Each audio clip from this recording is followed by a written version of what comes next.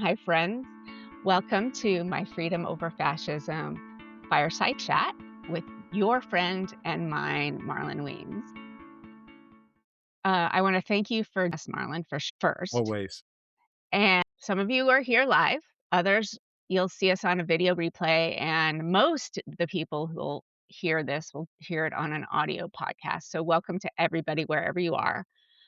Marlon is a friend of the pod, and we'll be having a friendly conversation today where I ask him about things I'm confused about. We shoot the shit on what's going on in the world and how we can help.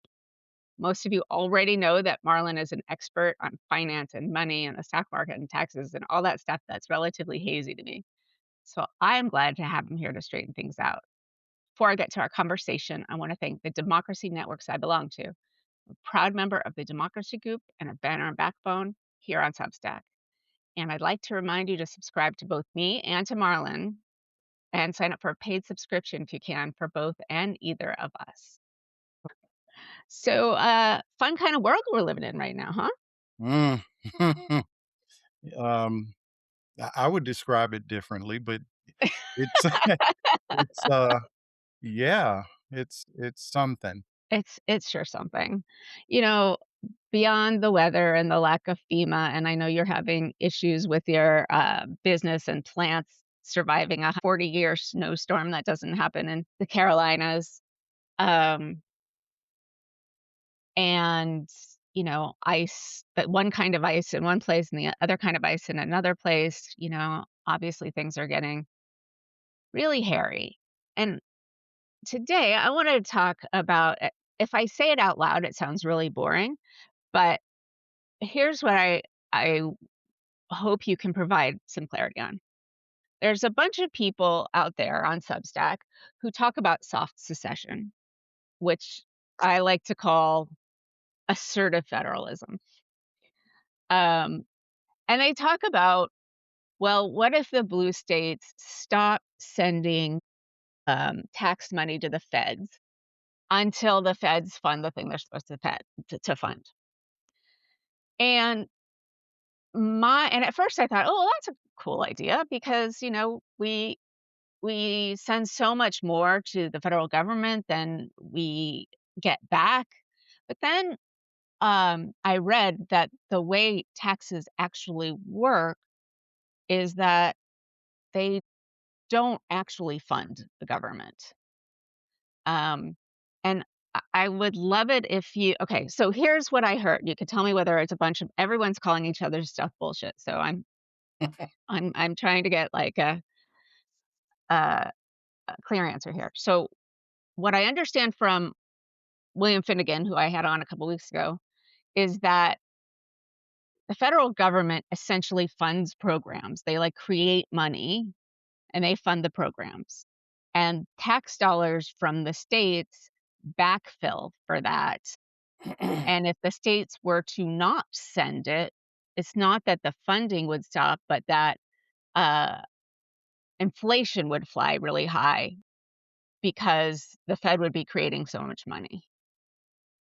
But that states don't work like that because states need actual money in order to Well, function. yeah, states have to actually function within budgets, you know, and they have to, as far as I know, have they have to have balanced budgets. That's hard to even say, isn't it? So, I that is not I'm not gonna say that I'm an expert on that, but my understanding of how, these money flows work is that that sounds correct to me. And practically speaking, Congress or the House allocates money, and that has to be immediate, right? To fund, so they can't necessarily wait on California to send their check, to DC. So that makes perfect sense to me.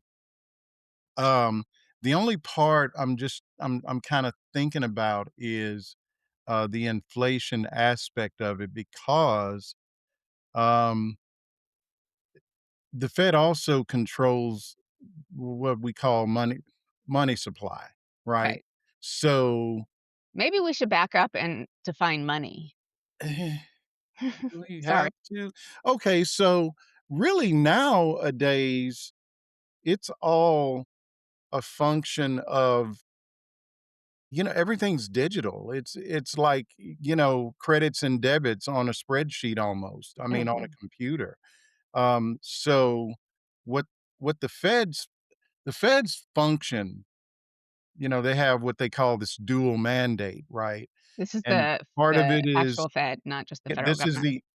the Federal Reserve we're Sure. talking about, or I'm talking about. So their function is to, sort of keep inflation in check. And on the other side of the fence, um, optimize, job growth. And I'm probably they have a different way of saying it, but that's basic. So that's why they're so concerned about when we get these BLS reports Mhm. like we should get Friday, but I think it's been delayed because we had a No. half a day shutdown. I don't know. These I didn't guys are think we're even really counting that stuff accurately anymore. well, maybe we can talk about that. That's a to me. So here's what I would say. I don't doubt the numbers. I don't doubt the reports. See, a lot of people I think are just paying attention to stuff that's really been always it's when we get these big revisions, they Mhm. look kind of suspect, but that's that's just the way it works. I mean, that is I've been watching, BLS reporting since the 80s. You always have this happened with Biden, it happens with every during every administration. What's different is Trump is trying to affect the numbers, but he can't change the numbers, okay? It's just such a broad I mean, the bureaucracy of the BLM you're talking about hundreds, maybe thousands of employees, and what they do, the way that we get these numbers is through surveys and talking to people on the phone. I mean, it's real, like, analog, Mhm. and so, um, the idea that Trump could just sort of change the numbers, it's really a difficult proposition, but what he can do is fire the head of the he can disrupt, you know? He just announced a new person. I don't really I haven't had a chance to even look at who the new person is to run the BLS, the Bureau of Labor Labor s Statistics. Um, he can they are underfunding the BLS and have been for years. So, he can make it less efficient.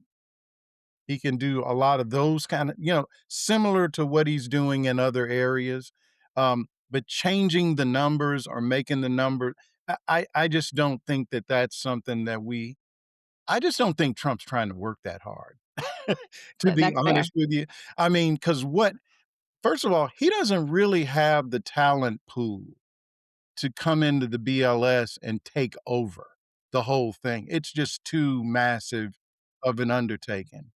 But like I said, um, I'll give you an example. Look what happened in October, the first time in the history of the agency that we skipped a month.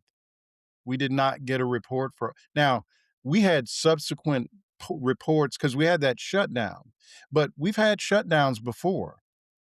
Typically, what happens is we fund the BLS so there's no interruptions, but they didn't do it. And this is what I mean. So when you don't have to change the numbers when there's no report. Right, Now, if there's just no report, there's no yeah. report. So in October, let's just back up and think of what happened in October. Well, all of the people with Doge that took the layoff or the buyout or whatever you want to call it, we used to call it when I worked in New York, on Wall Street, we called it garden leave, where you get fired from a job, but you got like 6 months pay, so technically you're still kinda employed. Yeah, You they can't still go have that out in and get England, another actually. job and, that kinda thing, and they Mhm. do it in other industries too, right? Well, that's essentially what happened with Doge was they just told these people, "Go home and, you'll get paid through September 31st." On September 31st, there were like 100, almost 160,000 people that were suddenly unemployed. Why don't you know that?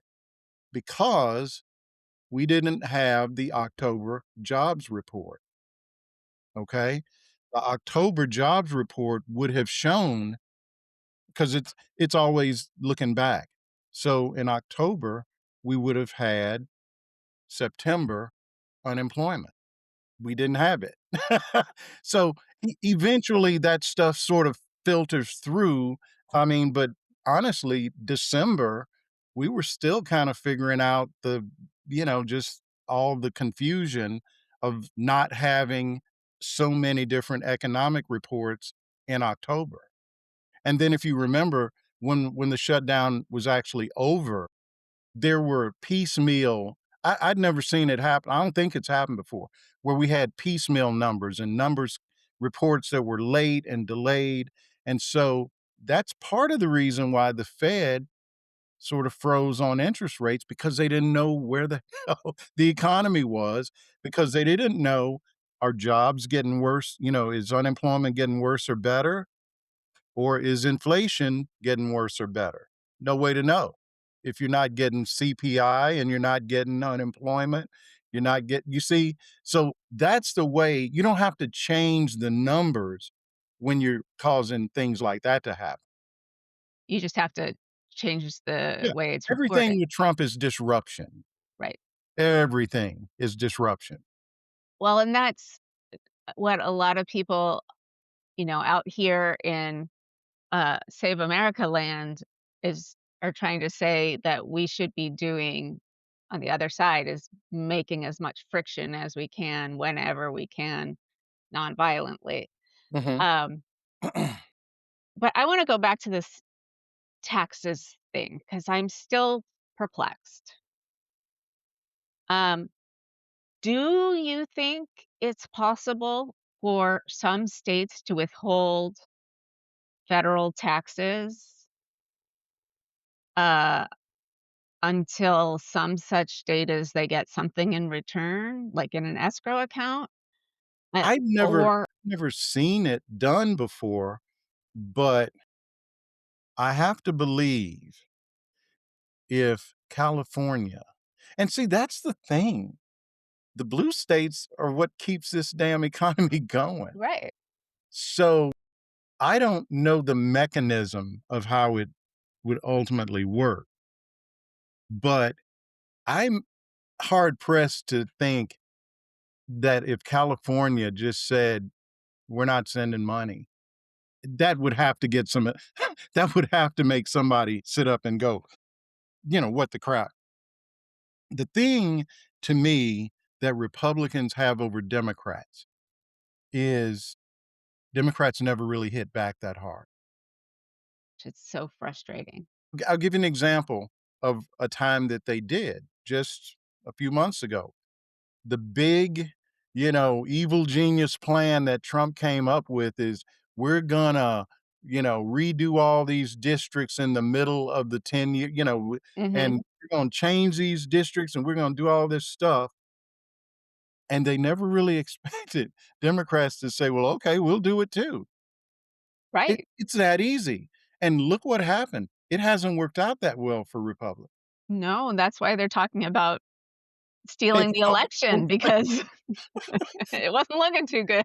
okay, I mean, but that's an example of, honestly, if you just reduced it down to elementary school, the bully on the playground is the bully because nobody ever hits him back, and when somebody does, the bully's like, "What the crap?"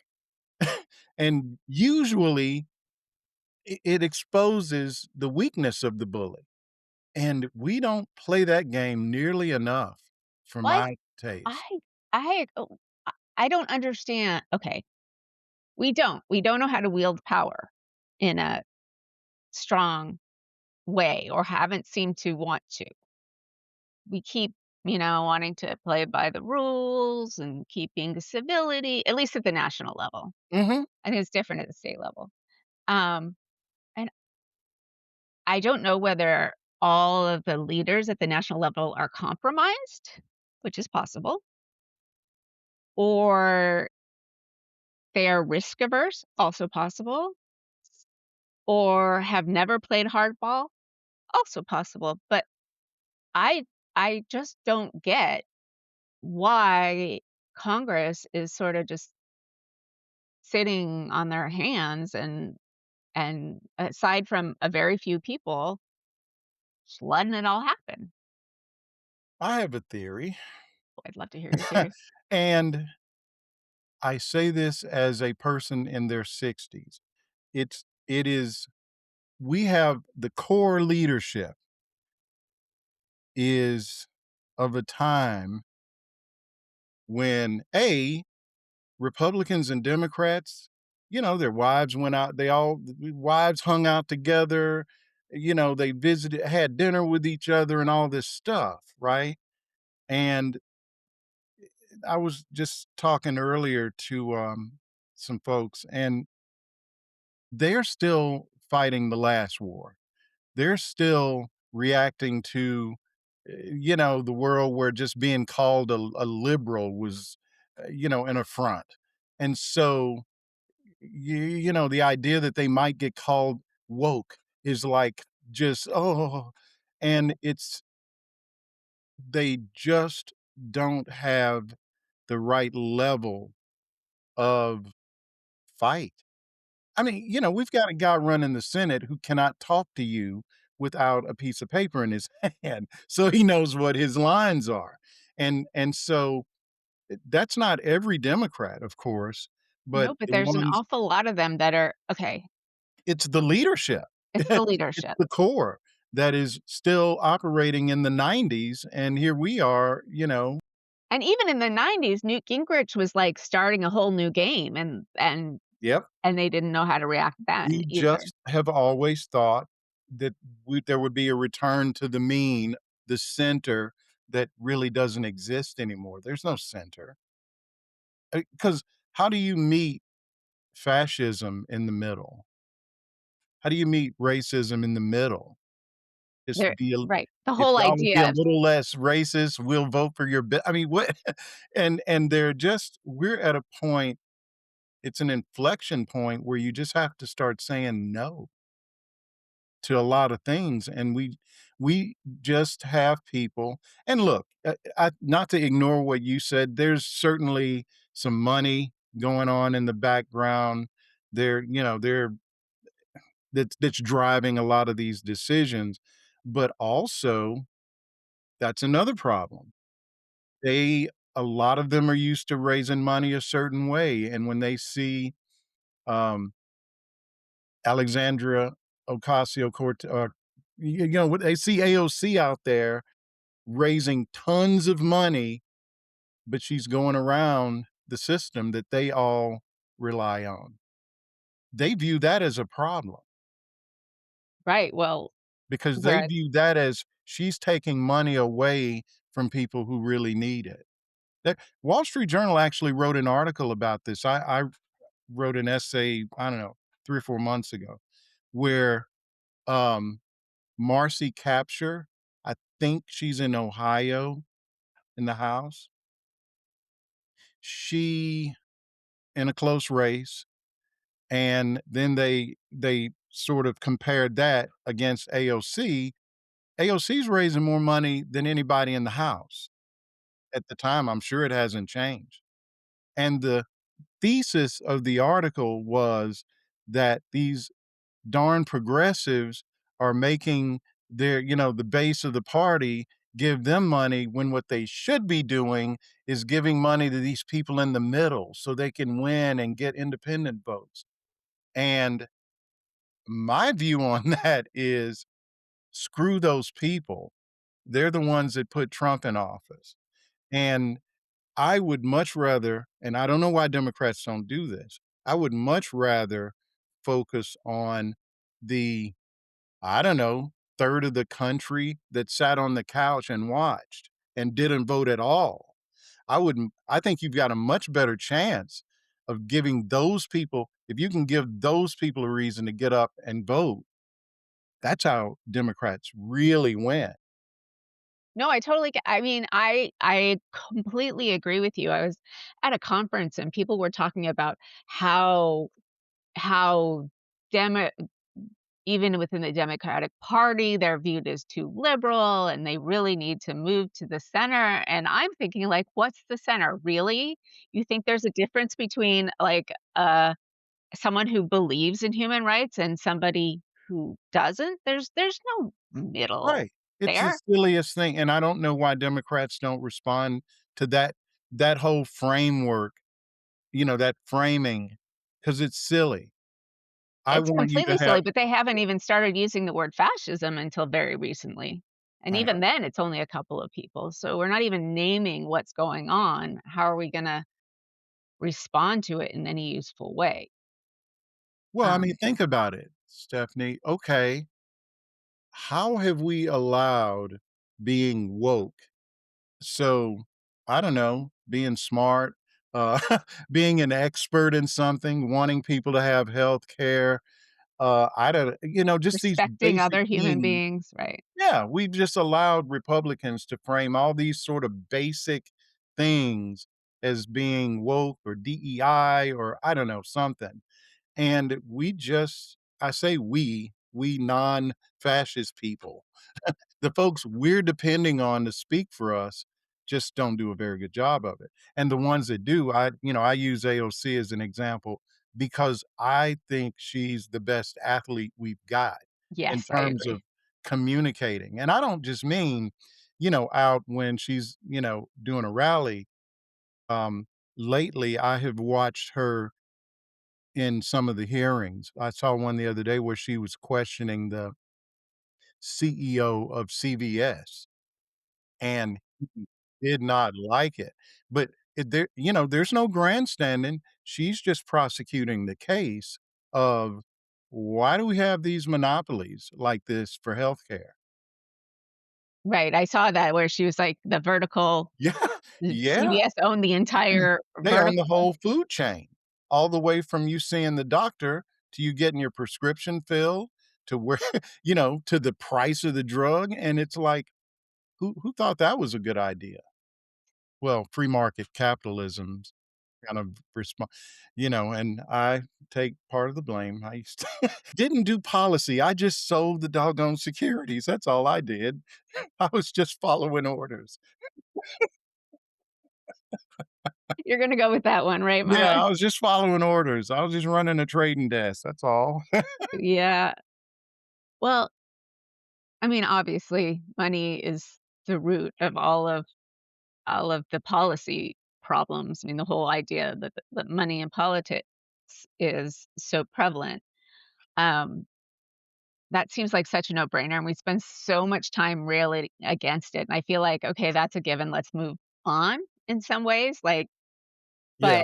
but um, you know, I was talking to Amanda Littman last week, and she was talking about, the gerontocracy in Congress and how so many of the leaders are have make that Chuck Schumer, uh, Can we just say eh, they're too old? Chuck Schumer I mean, entered the Senate. I mean, entered the Congress in 1974 when I was 2 years old. so I was doing a live stream with, Arturo Dominguez, I saw it. and he brought that very point up, and I said, "So what were you in high school?" He's like, "No, dude, that was the year I was born." This guy's in his 50s. Right, I'm 53. And yeah, and I mean, Chuck, I don't know of anybody else that's been a leader, on the Democratic side. I don't know anybody else other than Chuck Schumer. I think I don't know when I know he started in the House, but as long as I've been paying attention, it's been Chuck Schumer. I mean, before that, it was Harry Reid, and he played hardball. Yeah, that's right. Harry Reid was a different kinda guy, though. Yes, he I was. liked Harry Reid, but remember at the time, people would criticize him for being too, you know, over the top or whatever, but boy, we could use him right now. Right. He was from Las Vegas, and he, learned how Yep. to play in the big leagues. Well, that's hardball down there. Mhm. Yeah. Um, so yeah, so we agree on all of this, and also at the state level, various states are doing good ideas. I saw a little bit in the, chat about what state and localities can do, uh, and I know at least here in Massachusetts, Maura Healey is doing and a lot of it, um, you know, basically forbidding ICE to, uh, operate in state public spaces. No, in state non-public spaces. So, they can't be in a state space, but not in the public area and, like, grab people and a whole bunch of other things. And blue state politics is something else entirely. I would love to get your take on, and this is a race question. So, the let me formulate it. In Minneapolis, in particular, most of the protesters are white, which is great. Um, there seems to me to be a couple of different fracture points within the our side of the street, and I'm trying to kinda suss that out. For example, there's people on Dr. Stacy Patton who said, "Why are we talking about Nazis? They're the slave patrols. That's the, um that's the American equivalent of what this ICE is. Um, Nazi is just a ger" Oh, sorry, I do that. Sorry. I talk too much No, with I my thought hands, that and then was like you were getting a reward for a really good question or something. um this is the second time I've done it. Um, I like that. oh, Celebration. if you're using a Mac, at the top of your screen, there's a little green button where you can I'm not enable. gonna push that button. I I don't push. usually only use it for the hearts. Oh, how cool. Um, but so so that's one side of the street, and I'm having and saying Europe, see Germany 1937 shouldn't be what we're looking to as a model because we're not in Europe, and that was white against white.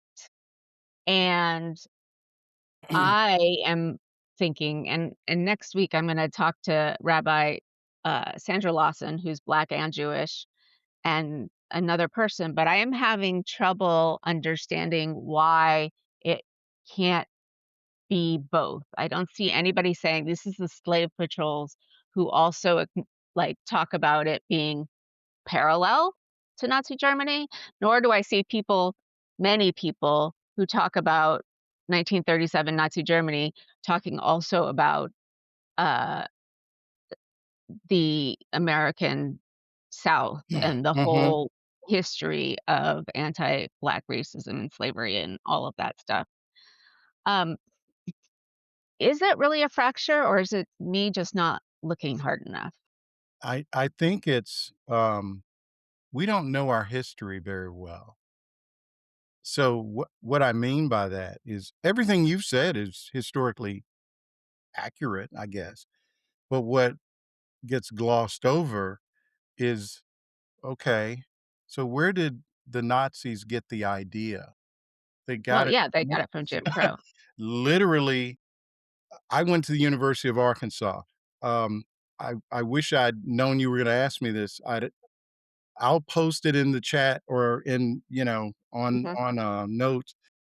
The University of Arkansas, not so long ago, apologized because Hitler literally sent an attorney to go to school at the University of Arkansas, and he was there to study, A, the Jim Crow South, how'd they do it, and they were there, or his whole focus was how America had done its indigenous population. So, and he took that back home. A lot of, and I think the same thing, South Africa, apartheid, this is all, we're kinda like the origin story for a lot of this stuff, okay? And it's not something that America is, obviously doesn't wanna take credit for, but yeah, people were sent here to, figure out how they're doing this. Because look, they got those blacks under under control, and indigenous people, I mean, in a lot of ways, it's and even maybe in a worse story to the extent that this was their land. Right, We were 95, yeah. forcibly brought here. I just wonder what would it be like if, this was all you were already here and some people came in and just totally dispossessed you, right? But that's, how colonization and, empire works, right? So so I guess when, it's to me almost like a both things can be true. Right, Yeah, that's what I it's think. kinda this yeah, it's just like Nazi Germany, which was just like the slave patrols, you Mhm. know? So yeah, I don't have a problem with either or both of those arguments, I guess. But, I mean, think about this, Stephanie. I'm I'll be 68 in April. I You don't look that grew up age. in thank you so much. I grew up in a time so I went to segregated schools. It's not like this was, in the black in the, some bygone era. I did not go to school, like an integrated school until I was 12 or 13. I mean, and we didn't even it's so weird. I mean, it's surreal to think about. We didn't even know as a child, you don't realize you're being, like, treated differently. We just figured everybody was reading out of old school books that had other people's names in 'em. You just didn't even think about it. But yeah, it's just, we came up, my brothers and I, just as it was just as racist as you can imagine. Mhm. I And can imagine quite a lot. even when I was so into the '70s, into the 1970s, I lived in a town called Pine Bluff, Arkansas. There was still a white boys club and a black boys club. I mean, I'm not saying I don't agree with you, Needless to I just say, am the shaking my head country in club was disgust. segregated and all that kind of stuff too, but so this it's just not. And I think that's something that escapes a lot of white people because, at some point, I guess I was still on Twitter and I mentioned that, when I went to high school, we had a golf team and we had a tennis team, and a baseball team. I didn't even know it until, like, the yearbooks came out, and I'm like, "Oh, we got a well, the reason I didn't know, where do you play tennis? They're playing at the country Country club. I club. couldn't go there, let alone play. And so when I was talking about this, lo and behold, there was someone who went to my high school on Twitter and they said, "Hey, I was on the golf team. It wasn't it wasn't racist." And I'm like, "You're not Did black, ya? are you?" Did And, you have any black it teammates? I mean, he was took affront to it and I said, "Dude, think about it. What were there any black golfers on your team? Why do you think that he didn't it wasn't something as a white kid that he would have thought about. It Mhm. doesn't make him a bad guy, but then he just sorta took a step back and goes, "Wow, I gue I guess it was a segregated team," you know? And that was a public school. Yeah, I mean, I have other conversations and rants and conversations that I wanna have about, especially since it's Black History Month, but any month of the year, about how Hollywood and, collective memory, uh, of white Christians in particular, have sanitized, enslavement and Jim Crow and the Civil War, um, in order to, you know, feel like, "Oh, it wasn't that bad." When, I was having a conversation this week when I you know, I kind of threw somebody off when I said, Thomas Jefferson and Sally Hemings, they talk about her being his mistress. He was raping her since she was 14, like, she coulda She was a said no, child. It's right? you know, how's that different than the Epstein file? I mean, except for the fact that he owned her.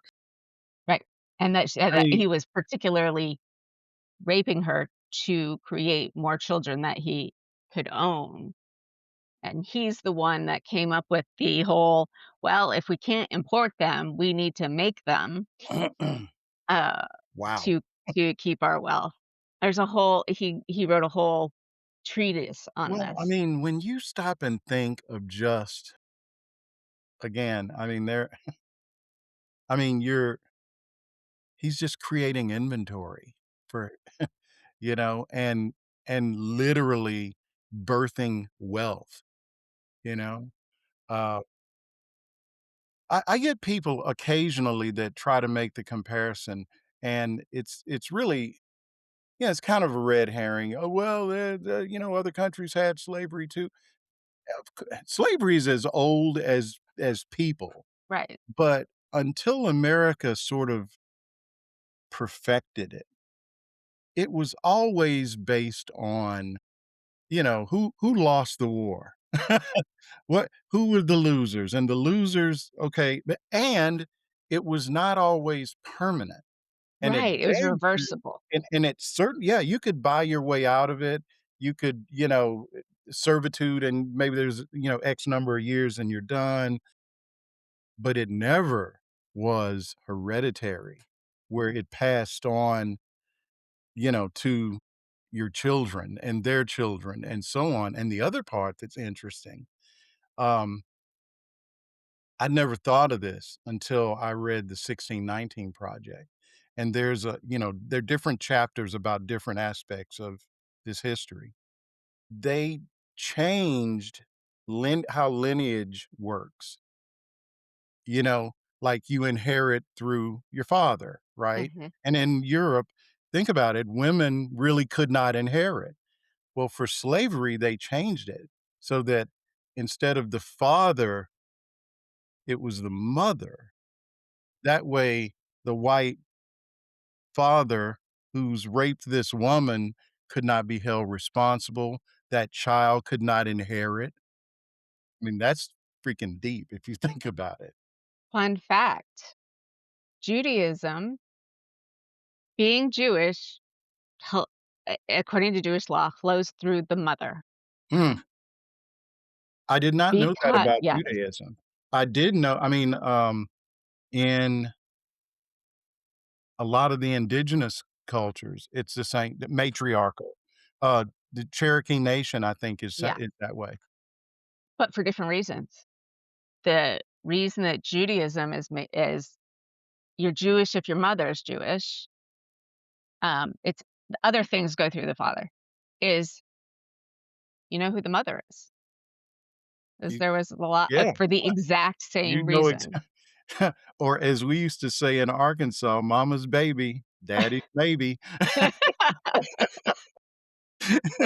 Yeah, you know exactly who mom is. Mhm, exactly, because you don't know when violence and rape and all of that kinda stuff Mhm, is gonna and happen and I would how and where. imagine it's that way for very similar reasons that go back to biblical times. Mhm, right. So, yeah, I guess if it's all about slavery, isn't it? In a way. Yeah, well, it's all about power and powerlessness and actual human bodies and enslavement and also degradation and, dehumanization, and so one thing that, keeps tripping me up right now, and as I said, I'm gonna have a conversation about this next week, is the idea that, it's an interrogation of whiteness, which is that white people not that white people are all the same, we know that's not true in terms of ideology or whatever, but that there are degrees of whiteness, and some people, white Christians are white until they get involved in, being on the defending black or brown people. Um, White Jews are only conditionally white for a very little time, like, until until something happens, whatever, but, uh, there's a lot of discussion about how white are Jews because, back in Charlottesville, remember, that was the first thing anti-Jewish hatred basically is at so this goes round and round and round. Anti-Jewish hatred is also at the center of anti-Black racism because the theory goes is that there are Jews in the background pulling all of the economic strings that make it make it, inevitable or, reasonable to enslave or, um, or be, what do you call it, discriminatory toward Black people, which is both anti-Jewish and anti-Black, because like, it takes away agency from, just about everybody except for the white Christian men. Um, so it's so intertwined, and that's why the conversation about Nazi Germany versus slave patrols is fascinating, but also alarming to me in some ways, Mhm. because I've heard a lot of mentions in the last, I don't know, several months, years about the Holocaust with not a single mention of Jews. So How does that work? huh? Right? Right? Okay. So, like, this whole question of what's white and when, like, leaving Black and brown folks aside, what does whiteness confer upon you and what is backwashed into whiteness? Like, the idea that that Germany was about white people is just not accurate because they didn't see Jews as white. So Whiteness is a made up thing of anyway, course it is. and it's So is I mean, all conferred on yes, whoever well, no, it's not conferred on whoever you wanna disenfranchise. I exactly. mean, I so, okay, here's a funny story, and it's true. I'm trying to think of the name of the movie, it's Killers of the Flower Moon, I think I'm getting that right. It's a movie from a couple of years ago, Leonardo DiCaprio, Robert De Niro, a bunch of people in it. It was about the Osage tribe, in the e early '20s, I guess, maybe '30s. Essentially what had happened is, this is in Oklahoma, they found all this oil on indigenous land, right? Well, isn't And most of Oklahoma actually indigenous land? well, most of yeah, yeah, No, but I mean, but no, what that was sort of where, Trail of Tears, that's where mhm, everybody got pushed to, was yes. Oklahoma. Um, what doesn't really get mentioned in that film is that, when you're talking about the Trail of Tears, so, the 5 civilized tribes, which, Cherokee and I forget the other ones, but the important thing is when that migration, the Trail of Tears happened, a lot of Black people were in that because in their effort to assimilate, the 5 civilized tribes realized, "Well, we gotta get some slaves so that they will see that we're trying to assimilate into being considered white." Okay. So, fast forward.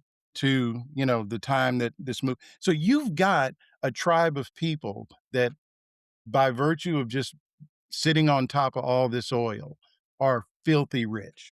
Some of those people were black in particular. What happened was, um, you know, these plots of land were just sort of divvied up after the end of the Civil War, and black people who were freedmen that had been property of indigenous people also got plots of land. It was shitty land, rocky, nobody, and lo and behold, years go by, oil gets discovered. As a result, this black girl who's like 13 ends up being one of the richest people in the country because she inherits or gets allocated a plot of land. Each individual parent gets Mhm. land, and it turns out the dad, they don't have the money to pay taxes on this. So what do? They lease it out to an oil company. Next thing you know, this black kid is the most wealthy black woman in America. Okay, true story. They're Mhm. actually making a very, very sanitized movie about this, which Wasn't is there a a whole TV show about it? I haven't seen a television show, but there's a movie that's if it hasn't come out, it's coming out shortly. But here's the funny part, and it's back a long way back to your point. This girl had so much money, she's buying stuff. She's going on shopping trips abroad. She's Mhm. doing all the things. She's riding on trains. The legislature votes to make her white so that so that she can have like a car all to herself, like a white woman, so that she can ride at the front of the train. They literally make this girl a white person so that's how what fungible whiteness is. You can just bestow it on anybody. And Right. believe me, she wasn't even, like, able to pass for white. She's darker than me. But, yeah, they voted and they made this girl a white girl or a white woman, Right. person, whatever. How I crazy mean, is we that? could get into the whole one drop rule and the whole, uh, We can. opposite of I've got stories. I'm from Arkansas. So, we're well, not so going to. We're, yeah. almost at the end of our time Oh, together. are we? How can that be? Oh, no. I'll Um tell you this, my great-grandfather, um if you saw him walking down the street, you would never think that he was a white guy. So I've got, um, my mother's the youngest of 4, and my grandmother's sisters. You just would never know. So I've got relatives that migrated to Michigan and places like that the Great Migration.